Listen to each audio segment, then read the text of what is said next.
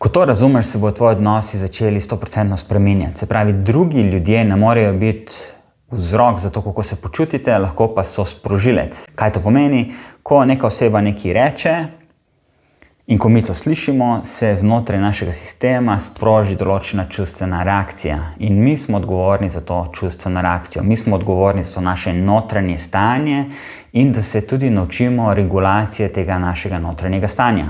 Druge osebe imajo lahko nek vpliv, niso pa za to odgovorni, niso vzrok.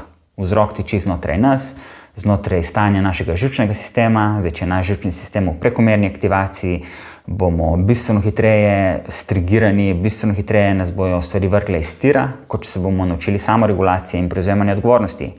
Še en vzrok je lahko, kakšen pomen se odločamo pripisati določeni besedi, določeni situaciji. Tukaj se nahaja tudi naša moč. Mi se lahko sami odločimo, kakšen pomen bomo pripisali neki situaciji. In pa seveda so tukaj še neka potlačena čustva, občutki in travme.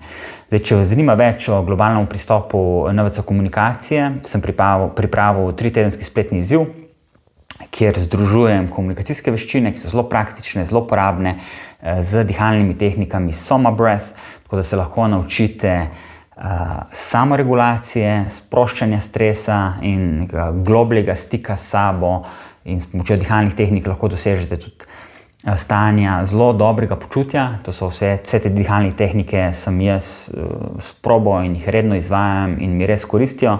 Po drugi strani se pa lahko naučite praktičnih uporabnih komunikacijskih veščin, poslušanja, izražanja in pa čustvene inteligence za vaše osebne in poslovne odnose. Če vas zanima več, mi dajte kaj napisati ali pa kliknite na link tle okrog. Upam, da se vidimo. Čau!